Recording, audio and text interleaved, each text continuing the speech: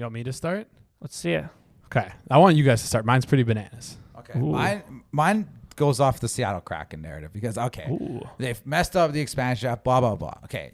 I understand that perspective. I still think they have a lot of good players. They have a lot of flexibility. Right now, according to Evolving Wild, they're in the top 10 in expected goals against in terms of preventing. Oh, look, you're shocked. Oh, I thought their D suck. I thought Mark Giordano sucks. No. They have a better expected goals percentage, the Seattle Kraken, than the New York Rangers this year.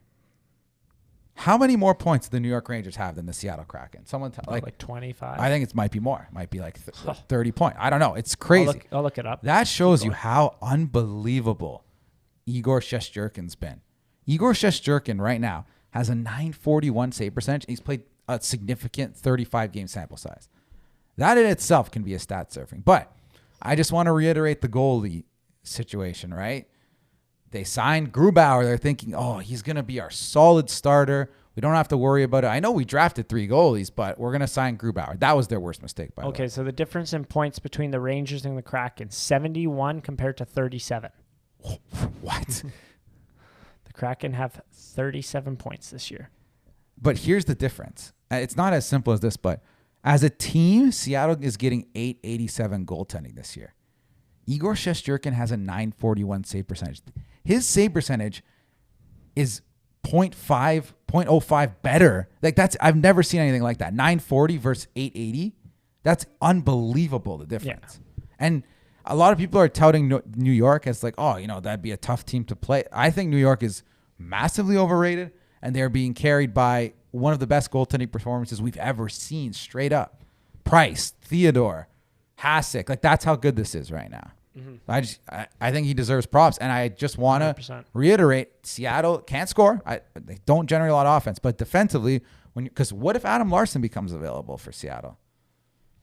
He's signed. He's extended to He's got term. Decent contract. Good player. Right? I'm just saying, I know they're not good. I know the narrative is they messed up the expansion draft. They definitely didn't do a spectacular job, but I still think their D are really solid. Mm-hmm. And I think Mark Giordano is also really solid. That's all I want to say.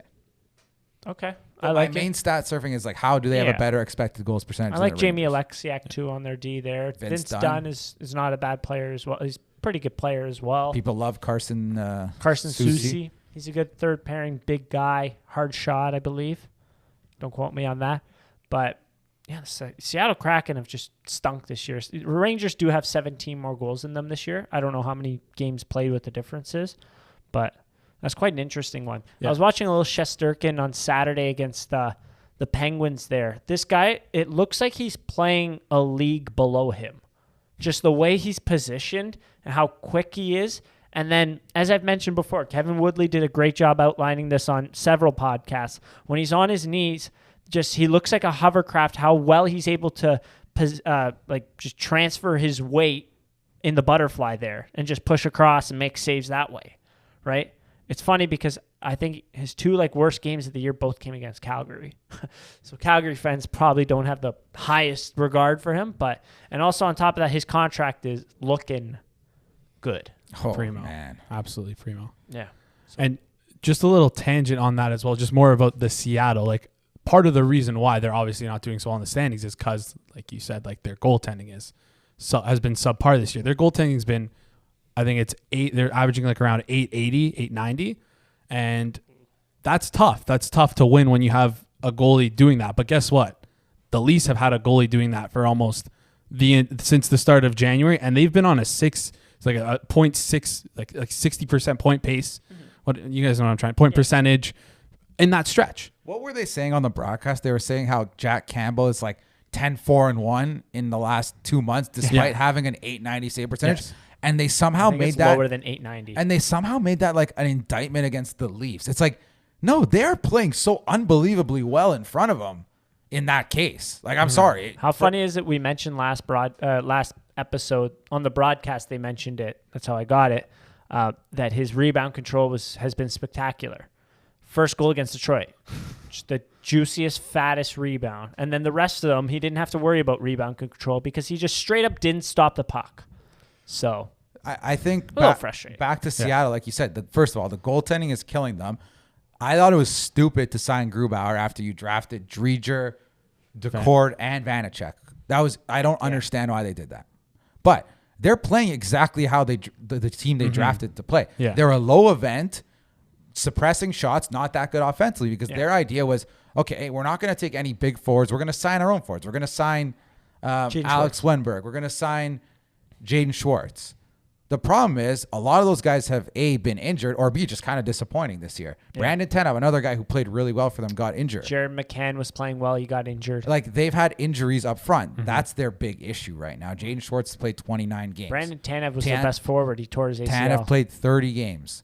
Jared McCann's missed 5 games. Yanni Gourde wasn't playing to start the season. So all I'm going to say is this. I don't think they rocked the expansion draft by any stretch of the imagination. They could have extracted more picks, but this is their plan, though. They're still on plan. They have cap space. They have all their picks. Let's just see what happens. I like Very that. good point. $9 million cap space they can weaponize. Yeah, absolutely. Very well. By retaining Mark Giordano. Going back to the expansion draft, just all-time bad take. We were like, I was like, who is Tanner Jeannot? I know. They knew. Well, they knew something we didn't. You know what? That's an example of there's some things that we don't know. Yeah. Like they traded Victor Arvidsson for a second and a third, which is kind of low for a pretty good player there. Low. And then so that they could protect this guy, Tanner Jeannot, that we clearly did not watch enough of. And then this year, they absolutely love Tanner Jeannot. He is just so Southern hockey. He fights and he scores. He's like their Bunting guy. Yeah. Essentially. Except he chucks knucks. He's bigger and more physical. Yeah. I would say not as skilled as a Bunting, but he's a great player, and that's an example of development. They knew what they had. They've had this guy from what they seen him develop from a guy who had 1 goal in the WHL in 52 games. Oh, wow, really? You didn't know that? I don't know. I think it was his draft year. He had 1 goal in 52 games.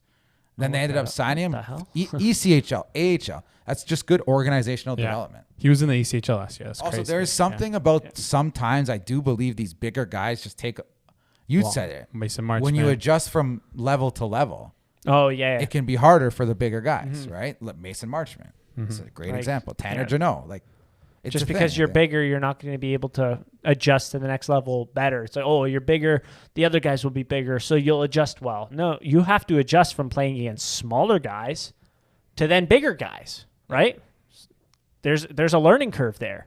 Yeah. So that's a good point. I just want to segue because Tanner Jeannot does have some stuff to do with my stat. So I'm just going to get going on my stat right now. And also, one last. Oh, go ahead, never mind. This playoffs. It might be the same for regular season. Damn it.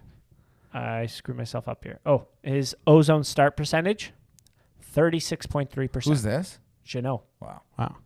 That's interesting. I wouldn't have expected that. Go on, Jason. So, I was listening to the radio a couple weeks ago, and they were talking about the rookie scoring race, saying, oh, don't sleep on Tanner Jeannot, don't sleep on this guy. No.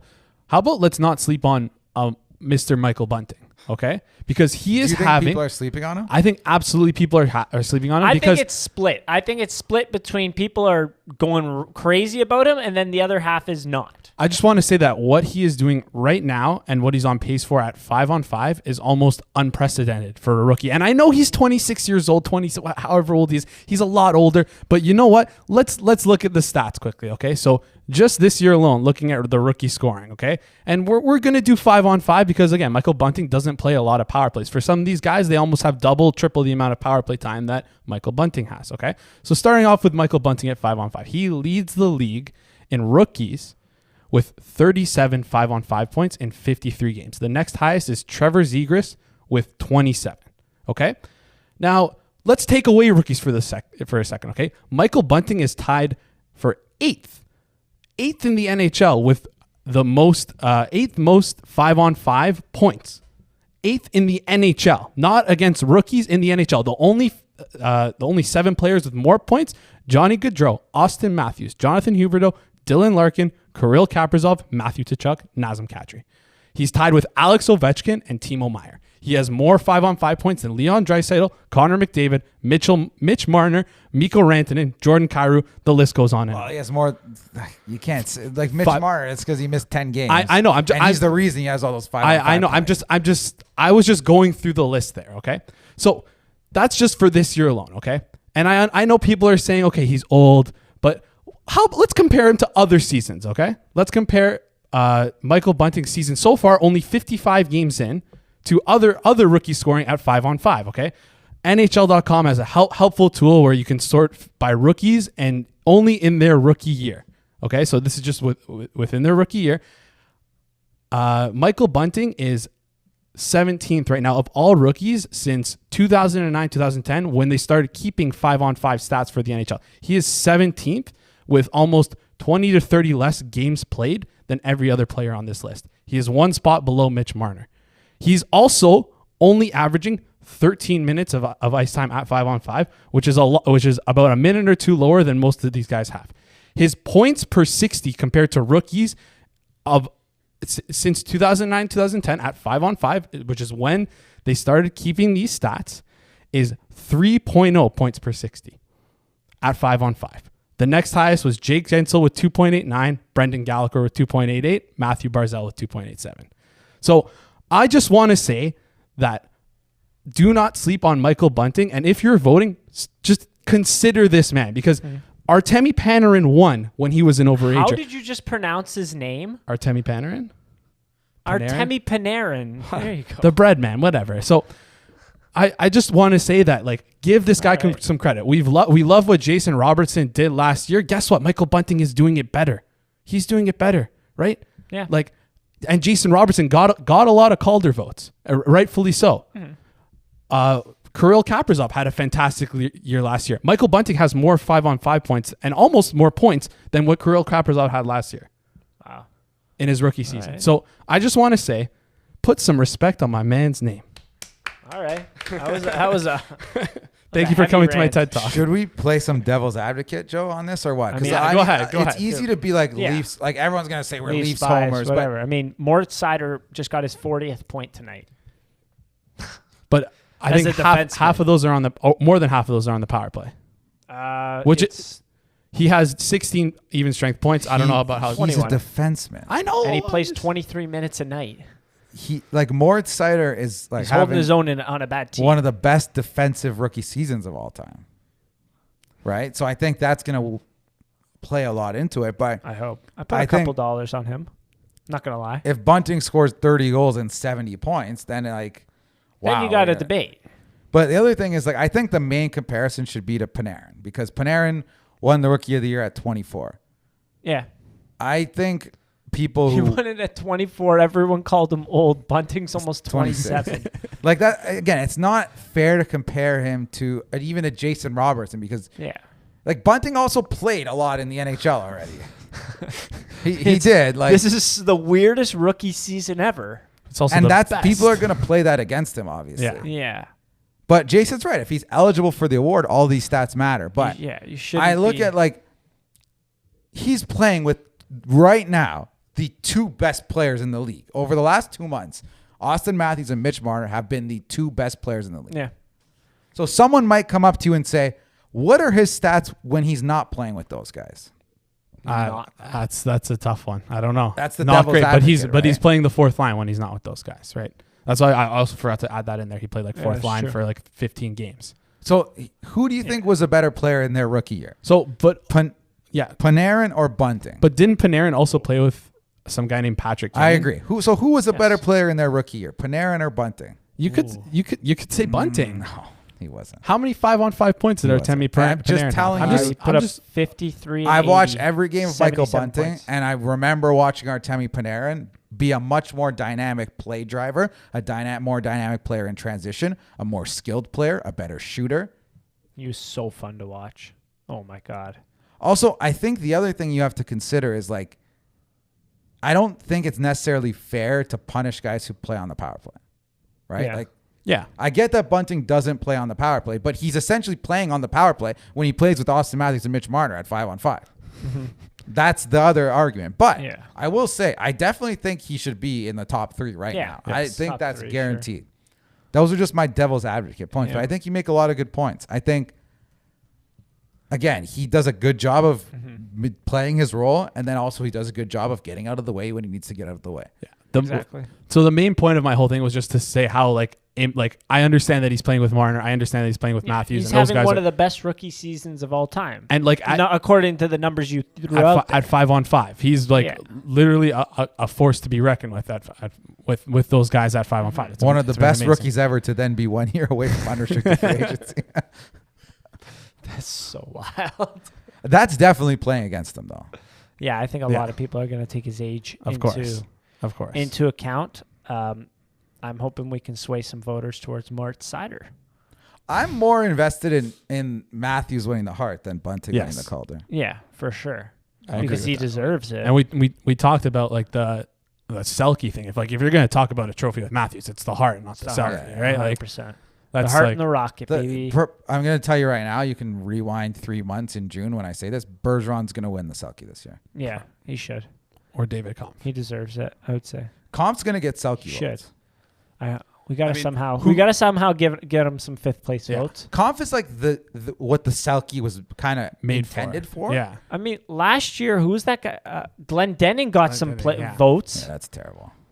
I mean, is Kampf better than Glenn Denning by two country miles defensively? But last year they did use more metrics because I remember the Minnesota guys. Eriksson Ek was in there. Marcus Flynn, those guys were legitimately good defensive metric players. And I don't think those guys normally would have gotten votes.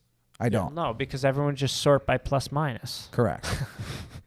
Right? So it's like, hopefully people are using metrics because it's like you're not watching Eriksson Ek every game. So might as well check out what are the impacts looking like, right? For sure, and that's a responsible way to do it. Exactly. The other guy who I think is going to get it one of these years is Anthony Cirelli. I think he has a good shot this year as well. Yeah, this year? Oh, yeah. Okay. I wouldn't doubt it at all. He's a very good second line center. Oh, he's...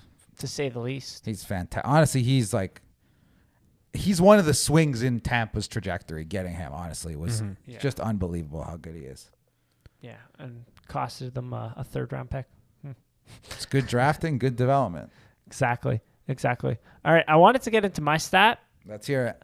This better be fantastic, by the way. 5-on-5 total assists. Do you know who leads the league? Like, who are the top 5? Primary or total assists? Total assists. Well, it's not McDavid because Jason just torched him at 5-on-5. I think I might. You got to know the answer to this. You just looked at the top player. No, I didn't. Well, actually, so who's in first, second, and then the 3 that are tied for third? Okay. This is kind of spoilery because you made me look at some of them are defensemen. I looked at some. That might be something else. No, that's something else. Okay. It's something else. Okay, so It's not defenseman. 5-on-5. I know who's tied for third. I'm gonna guess Johnny Gaudreau and Jonathan Huberdeau are probably 1 and 2. 1 maybe? and 2. Yep. Is Marner in there? Are you throwing Marner? How close is he? Marner is 2 off. Oh, like he's the next guy on the list. He's tied for, it would be 6th with Kaprizov. With how many less games? 10.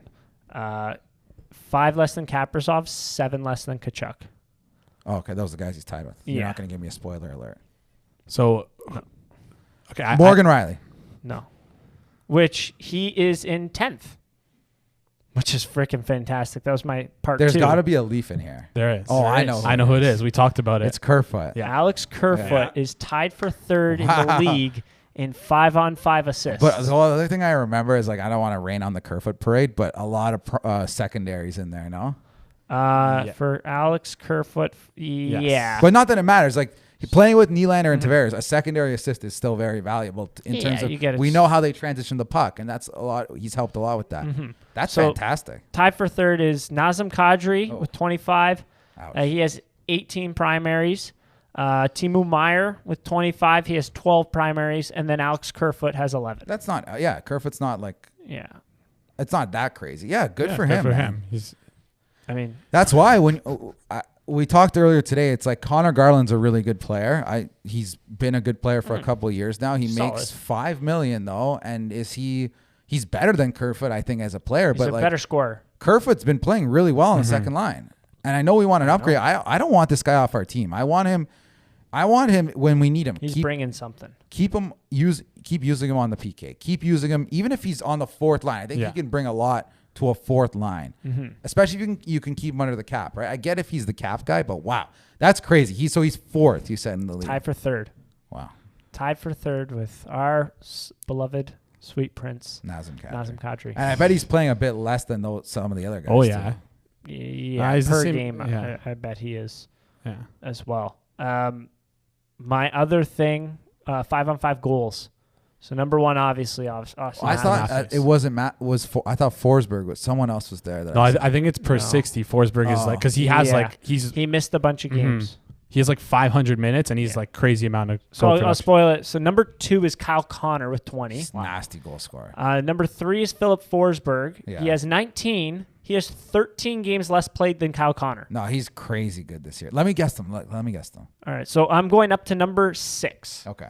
Is what I want you to. So number 3 I said was Forsberg. Number 4, who? It's got to be a guy who's... Alex DeBrincat. No. It's 5-on-5. Oh, okay. How many goals did Forsberg have? 19. Line missed games, but he's been so hot, but it's not him. Can I give a hint for number 5? Are you looking at it? I saw. I had it up. I wanted to guess. Okay, so game. Can I give you a hint? Leon Draisaitl. No. He's probably the front runner for the Cy Young. Goals to assists? Yeah. Oh, it's Chris Kreider. No. How is Chris Kreider not the front runner? Okay, for the sorry. Cy Young? At 5-on-5. Unless I'm doing something with these numbers, no. Chris Kreider's 34 goals and 14 assists. Yeah. So okay, but he does have a lot of power. I'm looking at 5-on-5. Yeah. Sorry. This is tough. He's Italian. Mangiapane. There you go. That's one. He's tied with a certain individual, Dylan Larkin. Having a great year. Having a great year, not playing with too much there in Detroit. Number 6. Kaprizov. No. He's 8. Okay. Are you gonna tell me? It's Michael Bunting. Yeah, I knew it was getting there. You guys set me up. Tied with Jordan Kyrou with 17 5-on-5 goals. goals. That was disingenuous. So you guys just set me up to look like an idiot. It's like you just told me the answer 5 minutes ago. And I'm like, is it Kaprizov? Is it Patrick Laine? Woo. Yeah, some interesting names on this list. Boone Jenner having a bounce back year after. Didn't we call his contract like one of the worst in the league? Yeah, but the problem is he's like their shooting number like one 30%. offensive player, and they're one of the worst offensive teams in the league. So, yeah, makes sense there. But those were, I believe, all of my. I don't know. The stat I sent you, I can't even remember. It was something crazy. Was it individual expected might have been goals? Power play. No, it was like of the leaders in assists, like a significant portion of the top 10 are defensemen. Somehow defensemen. I'll Not find 5-on-5, but just all situations. Yeah, I'll find it. It was on Hockey Reference. I remember looking at it. Did you have one? I have like a little extra bonus one. All right. I just did like a little. I was just looking at the natural stat trick 5-on-5 numbers, and I just did a little sort by individual expected goals. There's 3 Leafs in the top 6 for individual expected goals. Bunting, Tavares, Matthews. Yes. Wow. That's kind of crazy. Redemption. That's like, yeah. I don't know what to make of it. Oh, and John Tavares is shooting 8% this year. Whoa. Yeah. No, overall, he's shooting 8%. All right, 5-on-5.